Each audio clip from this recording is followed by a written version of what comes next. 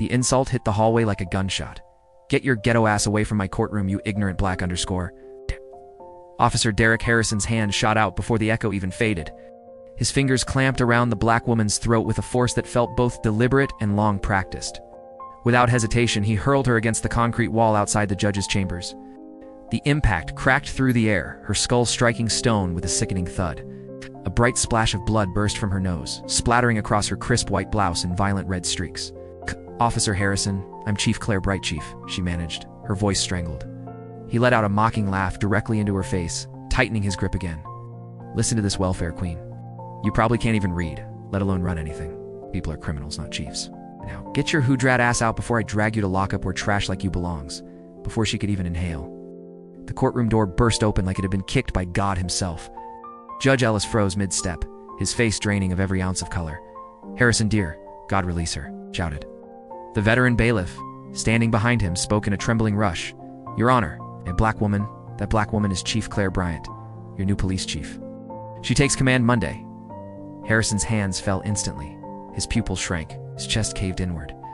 The man who had just brutalized his new commanding officer realized he had detonated his own career in a single act of racist arrogance and revealed much more than he imagined about the department he served.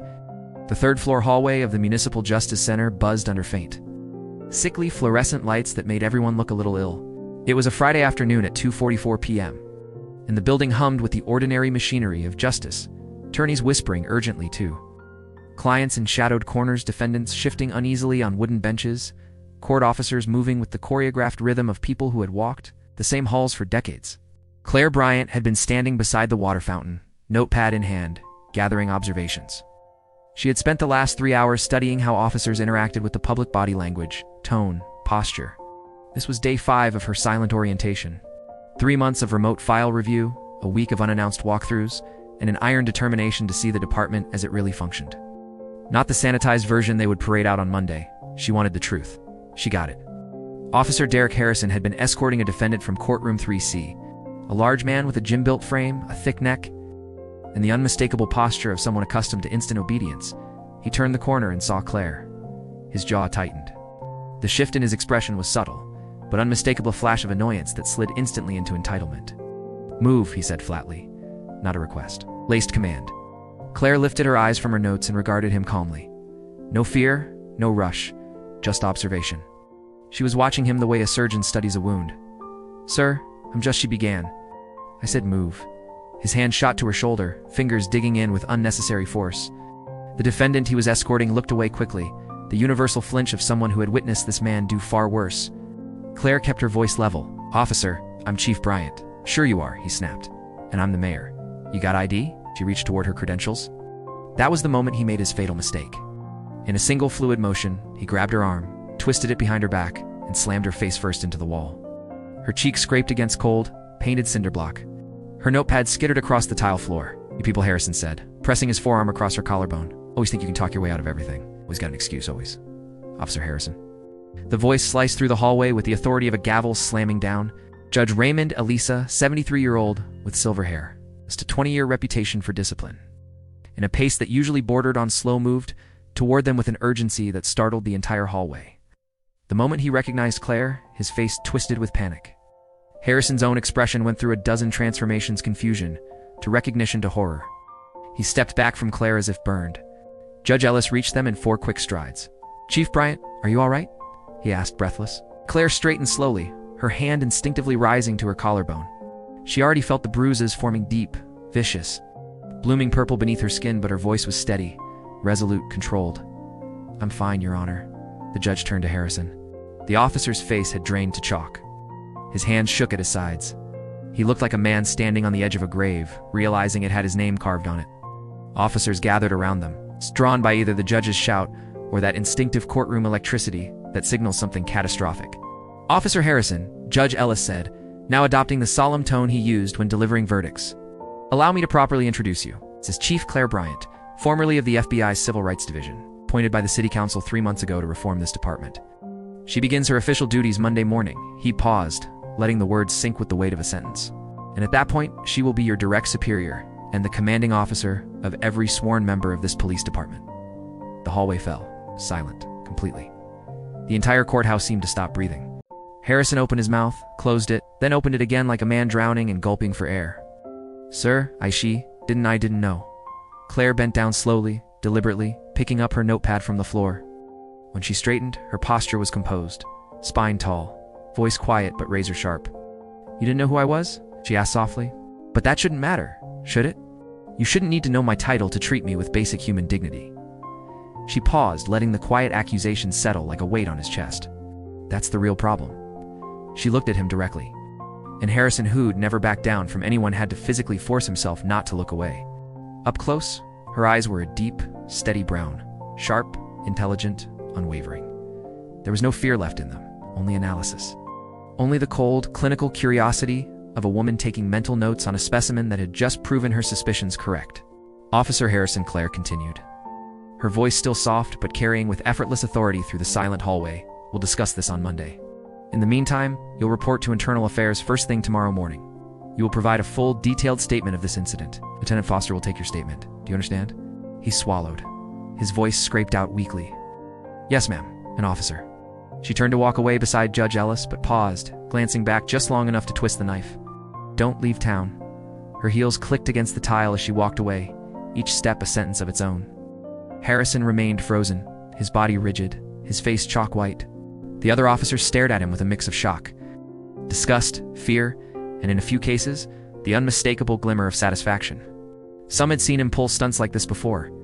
Many had stayed silent. His partner, Officer Mike Stevens, moved beside him, speaking in a low hiss. Jesus Christ, Derek. Do you have any idea what you just did? Harrison couldn't answer. Because realization was hitting him like a slow-building explosion, first heat, then sound, then devastation. In the span of 5 minutes, in front of a judge, a dozen witnesses. And a woman whose authority could alter the department itself, he had detonated his entire career. Down the hallway near the elevators, court clerk Daniel Cooper lowered his shaking phone. He'd filmed the entire thing from the first shove to the final command not to leave town. His fingers trembled as he saved the footage to 3 separate cloud backups. Daniel had watched countless incidents vanish into bureaucratic darkness files, lost, complaints misplaced, videos corrupted, but this time, the victim was the new police chief, and Daniel had evidence. Real evidence. He just hoped desperately that it would finally be enough. 3 months earlier, the city council had gathered behind closed doors in a tense executive session. The situation had become impossible to ignore. Numbers cold, undeniable, told the story. $4.8 million in misconduct settlements in 5 years. Excessive force complaints tripled. Discipline down 40%. Community trust in freefall. Protests were becoming routine. Witnesses refused to cooperate. Victims refused to file. The department was collapsing from the inside out, not loudly, but steadily, like a structure rotting behind a fresh coat of paint. They needed more than a symbolic leader. They needed a surgeon, a hammer, light bright enough to expose everything hiding in the dark. They needed someone like Clare Bryant. Her reputation preceded her like a storm cloud. 15 years in the FBI's Civil Rights Division, specializing in police corruption and misconduct. She had dismantled an entire sheriff's department in rural Georgia that had been terrorizing black residents for decades. She had cracked open a protection racket run by a network of officers in Ohio. She'd written investigative techniques that became federal best practices. Her philosophy was blunt. Bad officers thrive in darkness. Remove the darkness, and they die. But implementing that philosophy in this city would not be simple. The rot was deep, institutional, protected by union contracts, senior officers, flawed training, silent complicity. The 3rd Precinct, Officer Harrison's precinct, was known across the city as the Fortress. Highest use of force incidents. Most complaints, lowest discipline. A culture where body cameras malfunctioned at the worst possible moments.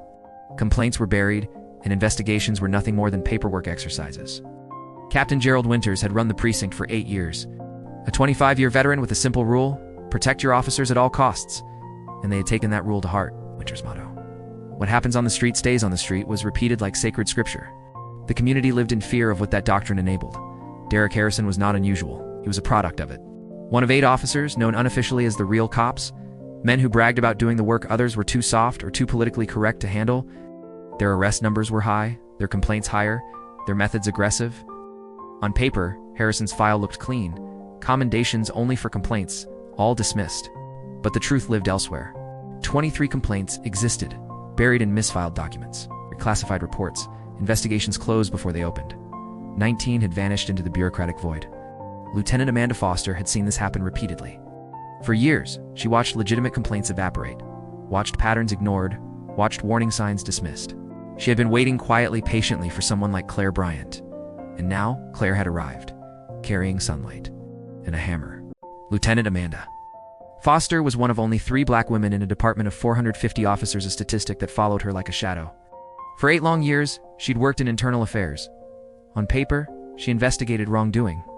In reality, she managed it, softened it, buried it. Her job had slowly mutated into protecting the department, not the truth. She had started with bright, blinding idealism. She believed in accountability and transparency and justice. But idealism is a fragile thing inside a machine built to crush it. After the 20th case, where clear misconduct was dismissed. After the 30th time, a victim mysteriously withdrew their complaint, right after a friendly visit from a detective.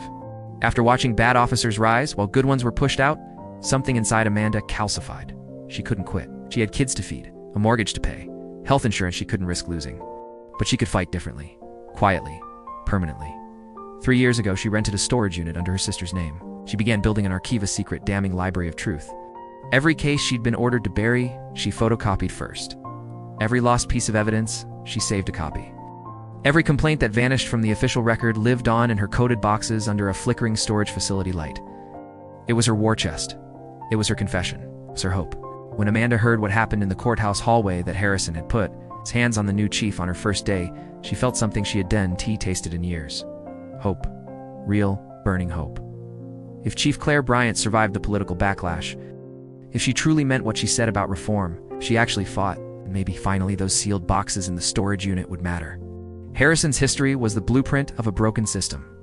2 years ago, he'd stopped Alina Rodriguez, a 28-year-old second-grade teacher, accusing her of drunk driving. The breathalyzer said 0.00. She asked why she was being stopped.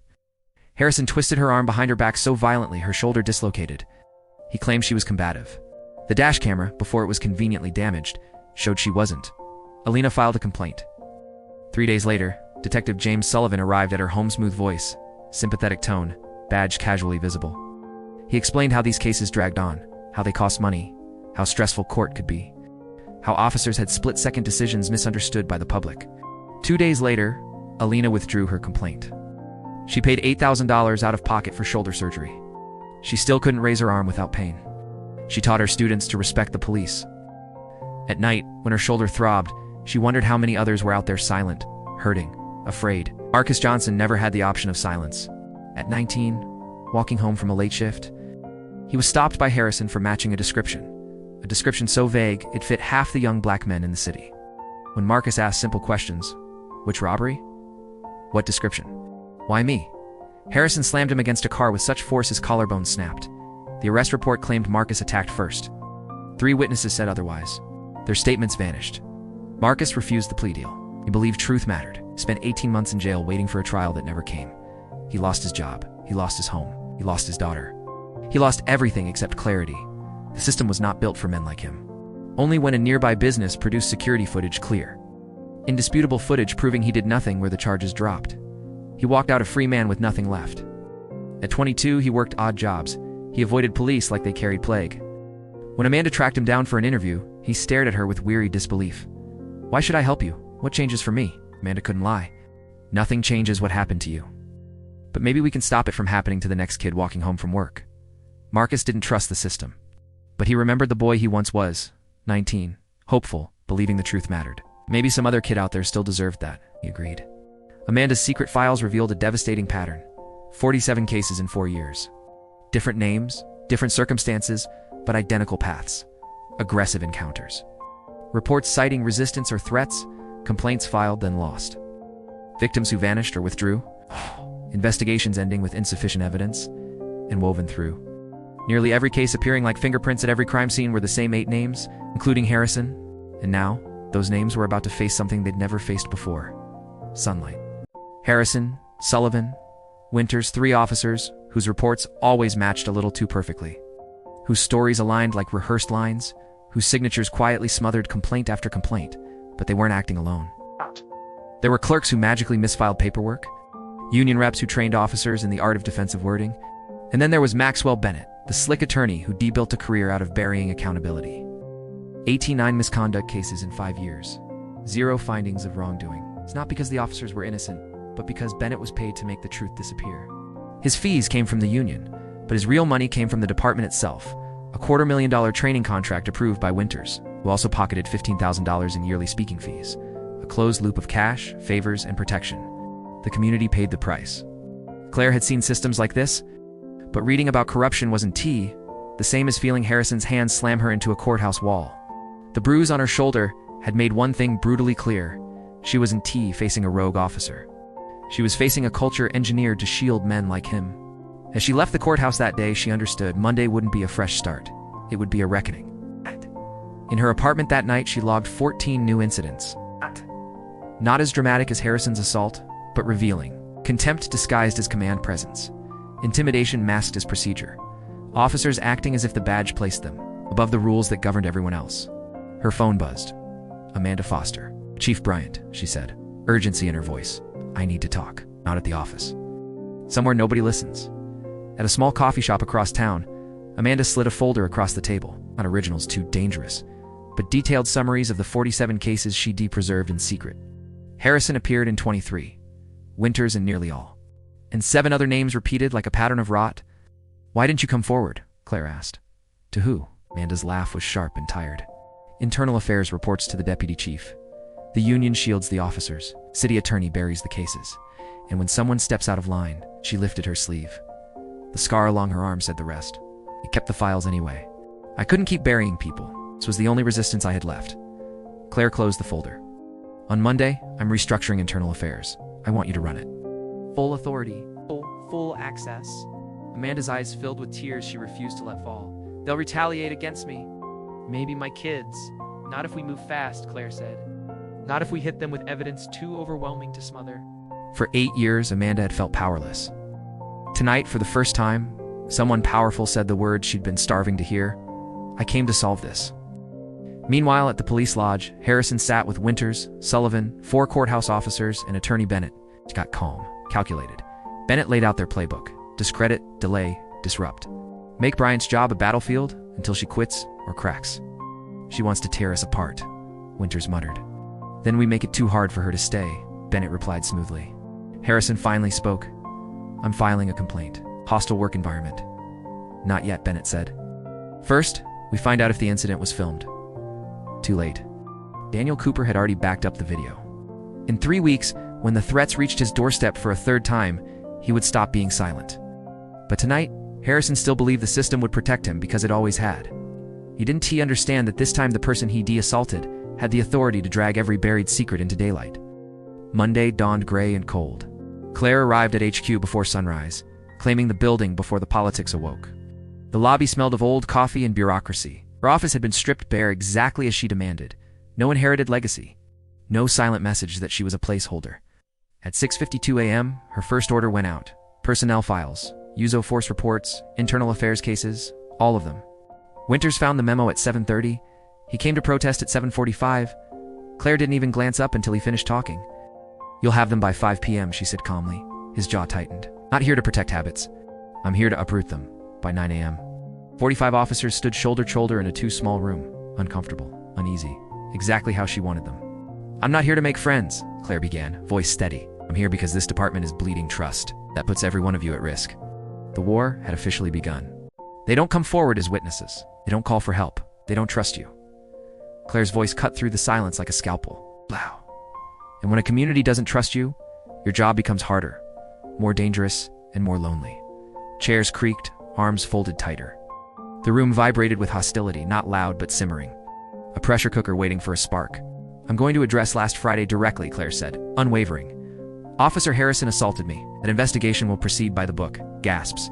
Stiffened backs. Harrison stared at the wall like it was holding him upright.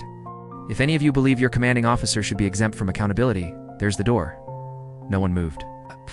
But the air changed. Sharp, electric, almost violent. "I've reviewed your files," Claire continued. 3 months of reports.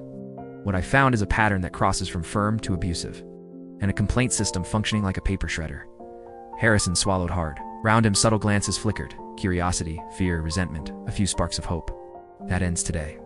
Every use of force documented, every complaint investigated, every body cam functional.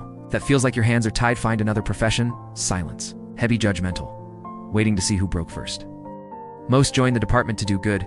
Claire could see it buried beneath cynicism and armor. Power without accountability, she said softly, is tyranny with a badge. And I'm here to end tyranny. When she opened the floor, not a single hand rose. Not one voice dared. 45 officers simply stared, some hostile, some shaken, a few quietly respecting a leader, willing to say what no one else ever had. As they filed out, Claire watched them like a strategist mapping a battlefield. Who might defect? Who might ally? Who was afraid? She saw Amanda give her a small, brave nod. Then Officer Jennifer Taylor paused. Some of us think this is overdue, she whispered. We're glad you're here. Claire nodded. And help me fix this. When the room emptied, Winters asked for privacy. The door shut. Mask dropped. Chief, you've just declared war on this precinct. No, Captain Clare replied. I declare that the law applies here. His anger cracked through his calm. She slid a folder onto her desk. Signatures, red flags, closed cases stamped with his handwriting. Conflict of interest receipts from Bennett. Winters flushed, stumbling into excuses.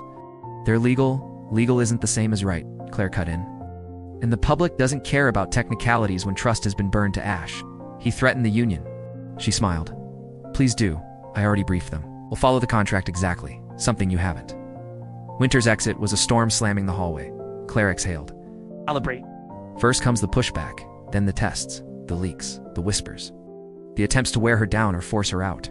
But she also knew this. If she held firm through the first fire, the culture would eventually bend. Amanda entered later, closing the door with the caution of someone who'd been punished before. Chief, I need to show you something. You have to protect my identity. You have my word. What Amanda revealed wasn't a file. It was a confession of survival, a secret storage unit, a hidden archive. 3 years of documenting lies, misconduct, and buried truths. Claire listened, horrified and impressed. Lieutenant, you've documented conspiracy. Evidence destruction. This is bigger than I expected. That's why I couldn't let it disappear, Amanda whispered. Someone had to care. Eventually you're promoted, Claire said. As of tomorrow, Captain Foster, commanding internal affairs, you report only to me. Amanda froze. The union will fight. Winters will. They can fight. We're done letting them win by fear. Across town, the opposition was sharpening knives. At the lodge, Harrison, Winters, Sullivan, Bennett, and their allies plotted. She's moving too fast, Bennett said. Restructuring IA. Requesting full files, promoting Foster. She's building a case. We slow her down, Winters growled. Or find something to discredit her, Sullivan added. What about the court clerk? Harrison said. The one filming? They didn't know the video was already backed up 3 different ways, or that Daniel Cooper was realizing silence might kill him before truth ever could. In her apartment, Claire reviewed files until the city outside turned black. Names of victims, broken bones, broken trust. This wasn't politics. This wasn't career. This wasn't ego. This was justice, for people who had been trained to believe justice was a team meant for them. Tomorrow, she would build the case stronger. Tomorrow, she would push deeper. Tomorrow, she would begin dragging every shadow into daylight. Harrison's mistake wasn't the assault. It was assaulting a woman with the power and the will to burn the entire corrupt system down to its foundation. And she was just getting started. Amanda's storage unit sat on the city's edge rows of metal doors, fluorescent lights buzzing, the kind of place where people buried things they didn't want found. Unit 237 was packed wall-to-wall with boxes, 3 stacks high, each one labeled with dates and case numbers that existed nowhere in official records. A secret archive of a poisoned department. Claire arrived at 7 o'clock a.m. Sharp, flanked by 2 FBI agents she trusted. She'd burned a favor calling them in, but if she was right, this operation would soon grow far beyond the city's reach. These are only the cases I could save from the last 4 years, Amanda said, pulling the lid off the first box. Before that, I was too scared they'd catch me. The first file punched Claire in the chest. Alina Rodriguez. Her handwritten complaint described how Harrison dislocated her shoulder during a traffic stop. Photos of bruising, and medical reports. In Winter's neat little lie scribbled in blue ink, complainant has a history of traffic violations. Pattern of resistance, close as unfounded. Alina had never had a single violation. The next file was Marcus Johnson, the man Harrison had slammed into a cruiser hard enough to crack his collarbone. 3 witness statements, lost in the official files. Sullivan's memo claiming Marcus attacked first. Another lie, another life damaged. By noon, the pattern was unmistakable, a machine, not a coincidence. Aggressive stop gives scripted language, gives Sullivan his instant dismissal, gives intimidation, visit gives missing evidence, gives Winters closure, repeat, repeat, repeat. 47 cases, same officers, same tactics, same lies. Then came Sarah Williams, the case that made even the FBI agent swear under his breath, a noise complaint. A terrified 7-year-old stepping between his mother and an angry officer. Harrison grabbing the child, arresting the mother, triggering a CPS investigation that nearly erased her family. He's 8 now, Sarah sobbed later, and he crosses the street when he sees a uniform. Any uniform? Claire felt something cold settle behind her ribs. This wasn't policy failure. This was cruelty with paperwork. In her office, Claire built a visual map of the rot dates, locations, officers, patterns sharpened like glass. 77 cases in 4 years. Geographic clusters, all in low-income areas, all with blind spots and surveillance. 8 officers appearing again and again. Sullivan investigating nearly every complaint. Winters closing everyone Amanda had saved. Then Claire spotted something new. Jefferson and 5th. No cameras, no businesses, no witnesses. Harrison and his circle volunteered for that intersection like vultures circling a carcass. But Thursday delivered the bombshell. An FBI tech cracked an encrypted folder buried on a shared police server. Inside was an unofficial database photos, names, notes, not just history, these were targets.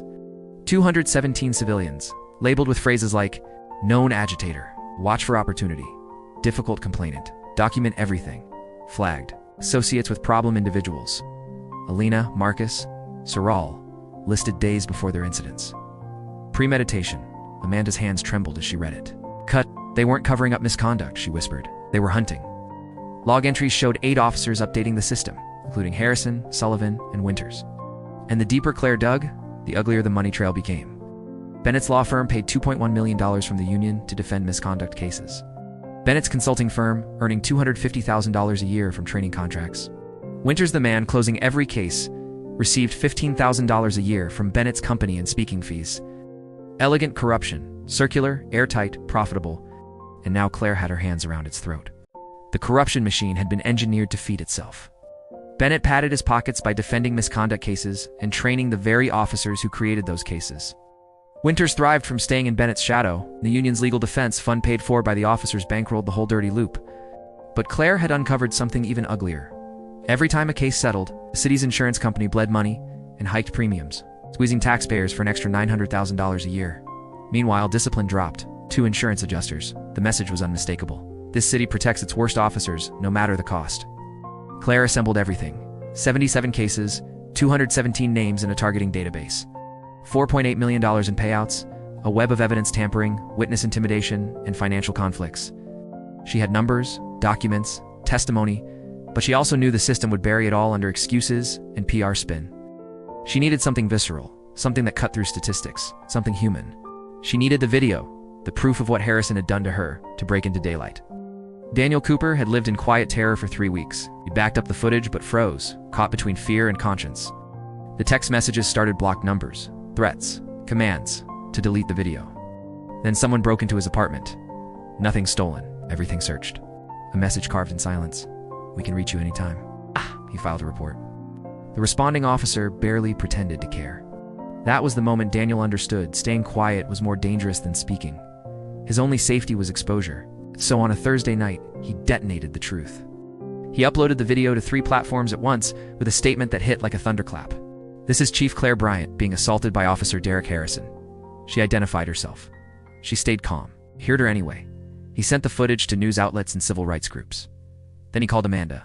I released it, he said. Where are you? She fired back. My apartment. Pack a bag. Officers you can trust are coming. Don't open that door for anyone else. Within 3 hours, the video surged to 50,000 views. By dawn, it passed 2 million and blanketed every news channel. Daniel was moved into protective custody, guarded by Claire, Amanda, and 2 FBI agents. Slow-motion replays became national wallpaper. Viewers saw Claire Black, poised, focused, taking notes by the water fountain. They saw Harrison closing in, body tensed, dominance radiating off him.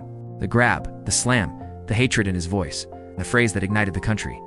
You people always think you can talk your way out of everything.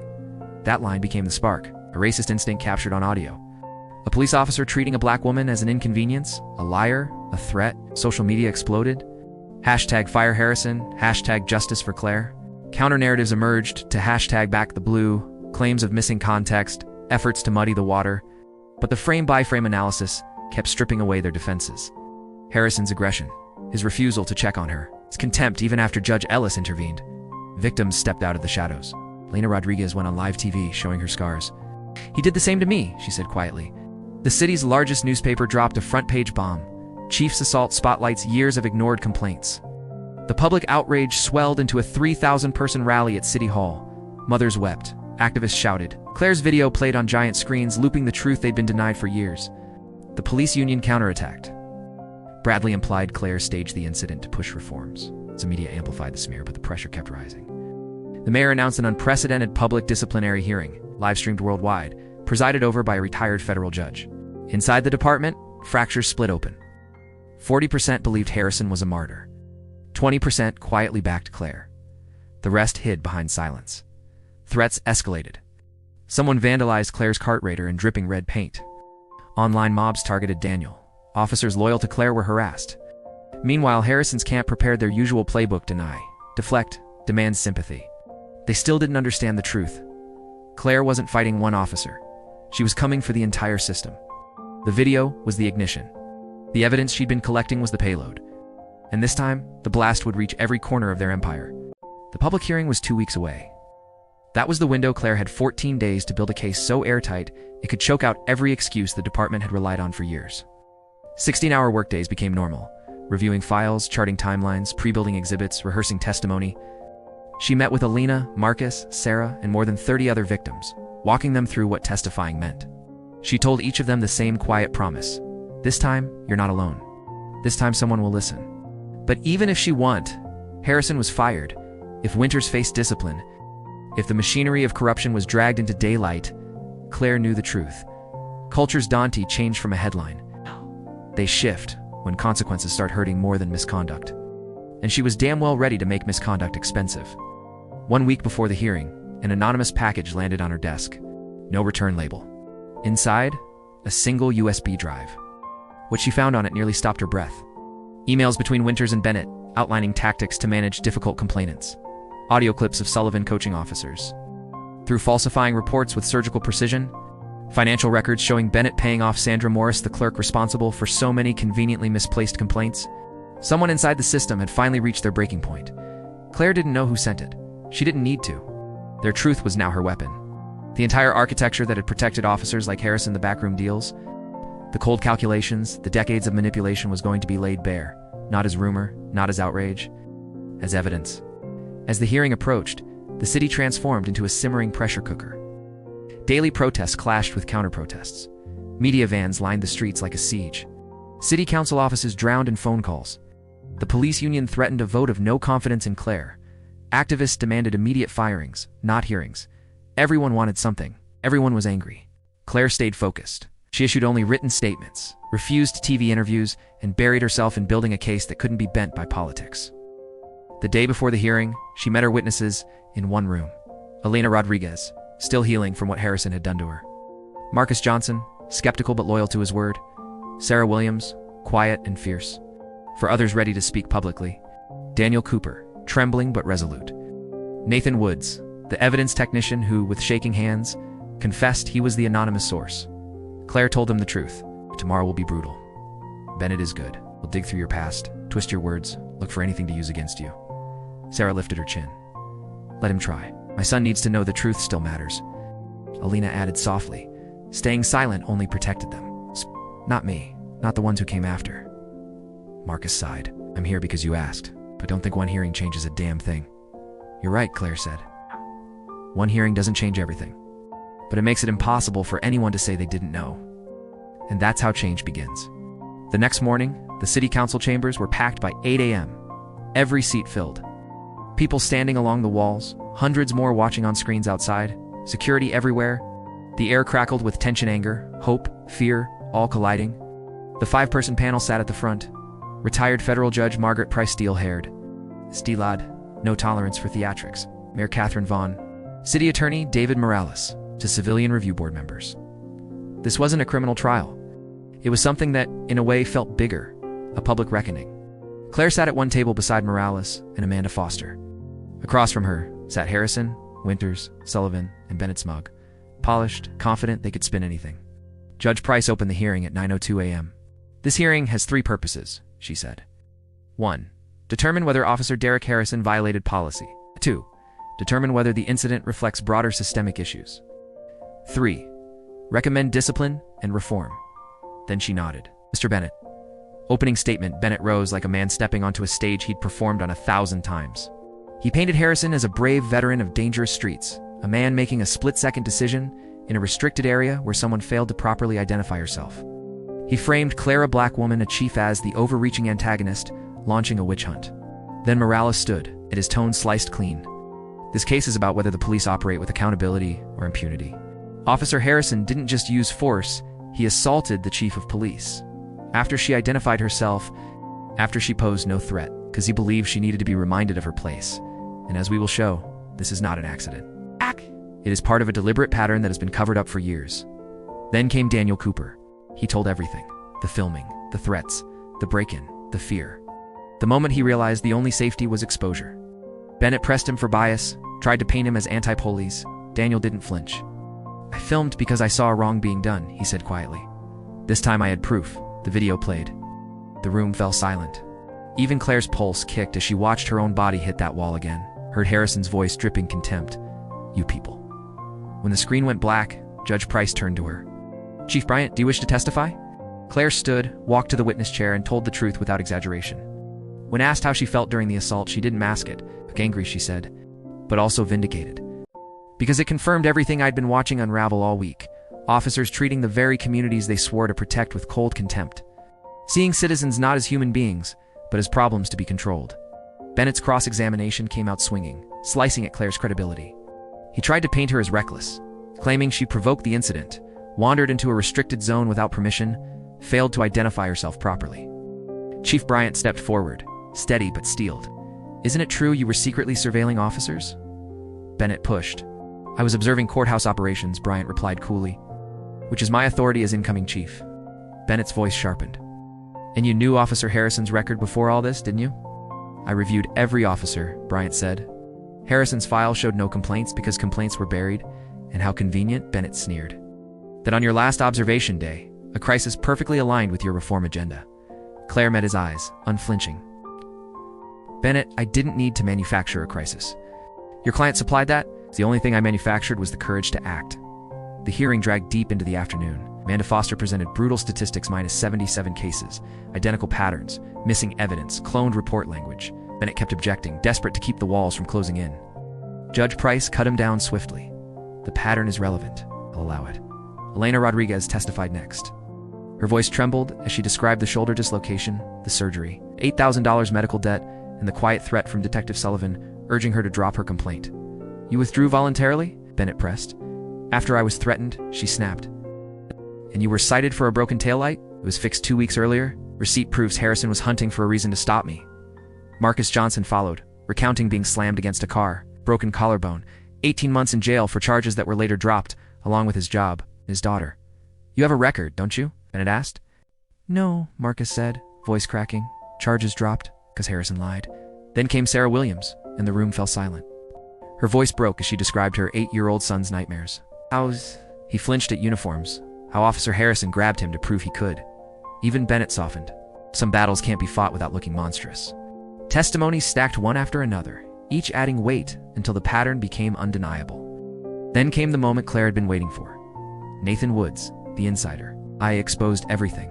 Orders to lose evidence. His secret copies of what he was told to destroy. Captain Winter's direct involvement. I kept records because I couldn't live with myself, he said. I became a cop to protect people. I'd help abuse them. Bennett tried to frame him as bitter, but Nathan had receipts, emails, logs, recordings. Evening fell. Detective Sullivan took the stand, sweating through his collar. You handled 31 complaints, the city attorney said. How many did you sustain? None. And how many complainants did you actually interview? Long silence. 7. The attorney produced the damning email.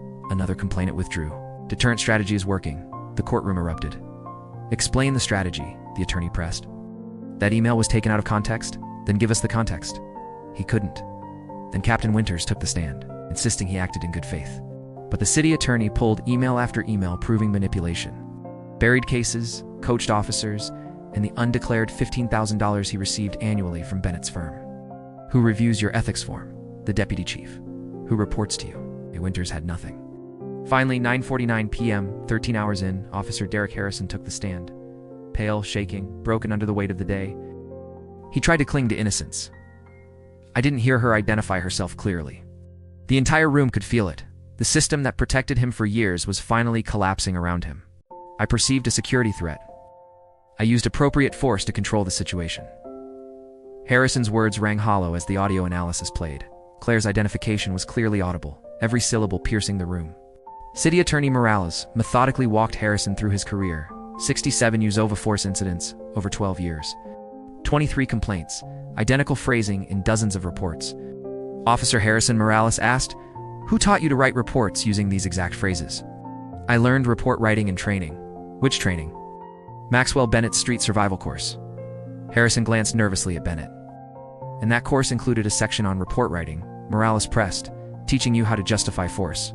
"It taught us to document accurately." Morales held up a document, reading aloud. Section 7. Report writing for officer safety include language about furtive movements, aggressive posture, or failure to comply. These phrases establish legal justification for escalation, accurate documentation, or narrative creation. Silence. Harrison had none. Then came the blue database Nathan Woods had unearthed. Names, dates, warnings, targets were citizens who dared file complaints. Elena Rodriguez, known to file complaints, use caution, added 3 days before her traffic stop.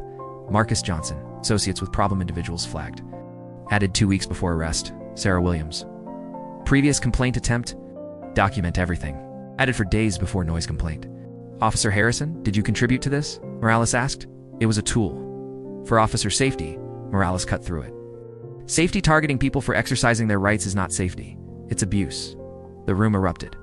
Judge Price called for order 3 times as murmurs rose. Closing arguments neared midnight, the chamber still packed. Bennett tried salvage. Harrison made mistakes. He was a scapegoat. Firing him won't fix systemic issues. Morales, razor sharp. Harrison didn't create these problems alone, but he participated willingly, systematically, without remorse. Accountability is the only path forward. Judge Price adjourned for the night, giving Claire and witnesses a moment to breathe, though exhaustion weighed heavily. Alina, Marcus, and Sarah lingered in the front row. Amanda whispered, "That was brutal." "No," Claire corrected. "Necessary." 12 hours later, Judge Price returned at 7:00 a.m. Saturday. Reviewing evidence, transcripts, video, every note, every detail meticulously analyzed. By 8 a.m., her findings were written. By 9 a.m., the city council chambers filled again, smaller than before, but tense, expectant. Claire sat front row, Amanda beside her, Harrison with Bennett, Winters Sullivan. Judge Price wasted no words. 1. Courthouse incident. Harrison violated policy and law. Excessive force against someone who posed no threat. Audio proving identification. Conscious wrongdoing, not mistake. 2. Pattern evidence. 77 cases. Identical language. Targeting database. Systemic misconduct, not isolated bad actors. 3. Supervisory failure. Winters ignored complaints. Financial conflicts compromised judgment. Sullivan's investigations were perfunctory. 4. Systemic issues. Department culture prioritized protecting officers over citizens. Treated accountability as the enemy. Recommendations. Harrison terminated. Criminal referral for assault. Winters suspended. Pending demotion, termination. Sullivan reassigned. Mandatory retraining. 30-day suspension. Federal oversight. Internal affairs overhaul. Body cameras. Early warning system. Public database. Mandatory de-escalation. Civilian oversight. Judge Price addressed the community. "This isn't just a few officers. It's all of us every time we looked away. Difficulty doesn't excuse abuse. Sunlight is the best disinfectant." She turned to Harrison. "You didn't just assault Chief Bryant. You assaulted the idea that officers are public servants. You destroyed trust visibly, undeniably. You gave proof of what many have known for years." She turned to Claire. "Culture doesn't change in one hearing, but today we turned on the lights. I wish you luck." Chaos and jubilation erupted, half cheered, half protested. Police union stormed out, community hugged, some crying. Media filed frantically. Harrison sat motionless, Bennett whispering in his ear. Winters flushed with fury. Sullivan stared blankly. Claire walked out as Harrison approached. "This isn't over. Real enemies now?" "No, Harrison," Claire said evenly. "I made sure your victims don't have to fear anymore. That's all that matters. Turn in your badge. Security will escort you." Amanda caught up. "We did it." "Not yet," Claire corrected. Outside activists organized. Social media buzzed. Lena Rodriguez. "It doesn't fix my shoulder. But maybe next time someone won't stay silent." Marcus Johnson. "Firing one cop doesn't fix the system. We have to stay vigilant." Sarah Williams held her son, quiet, beginning the slow process of healing. Police union announced an emergency press conference. Harrison's termination would be appealed. Federal oversight challenged. The battle wasn't over, but corruption had been exposed publicly. Victim intimidation, lost evidence, manipulated investigations, no longer invisible. Monday morning, Clare met her command staff. Some officers had transferred. New faces in. The mood tense, but honest. "I won't pretend this weekend was easy," Clare said. "Scrutiny has intensified. Accountability protects good officers. Misconduct harms everyone. Starting today. Every use of force reviewed, complaints fully investigated, body cameras mandatory, early warning system active. Community oversight boards empowered. Some changes will feel like handcuffs. Maybe they should.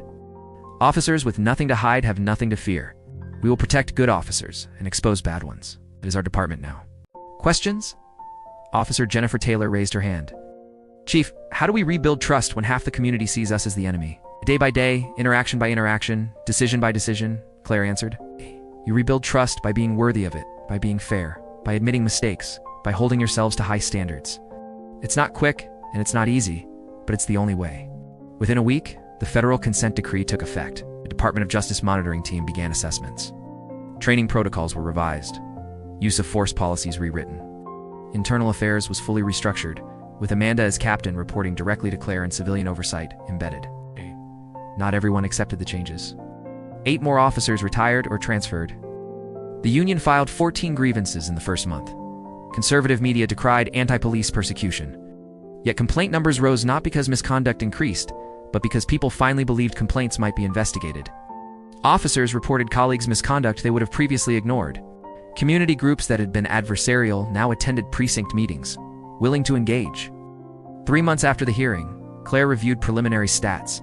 Use of force, incidents down 35%, sustained complaints up, and community trust polling improved from 23% to 31%.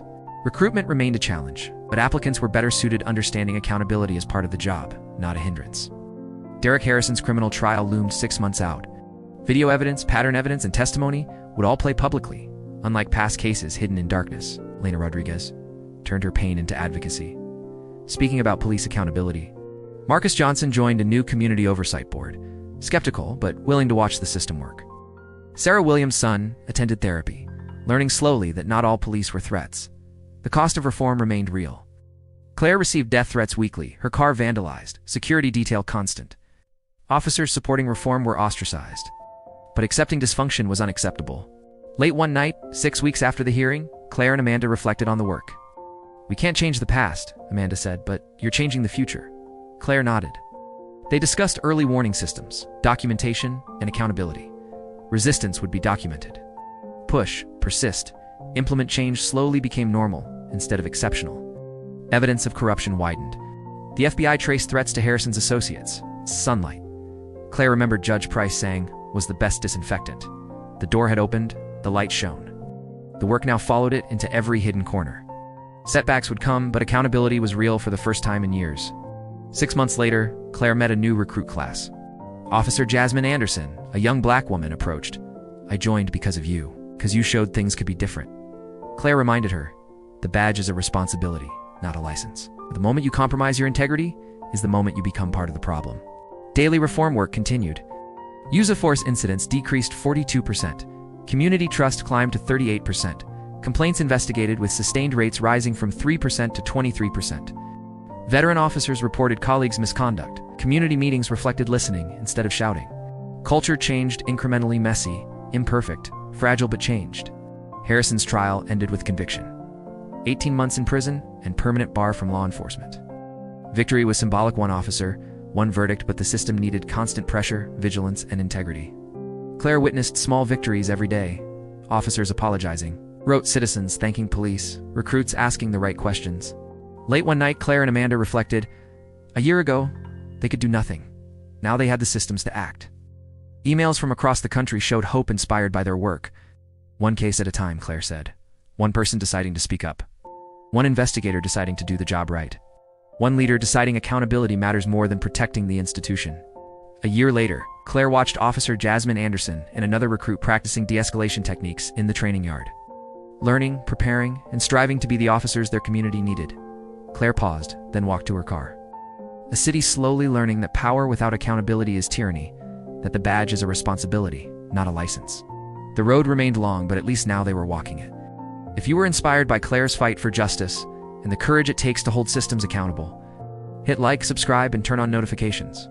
Every story matters, every voice counts, and together we can shine light on the darkness. Stay tuned for the next gripping story here on Fate, Tales where truth meets courage.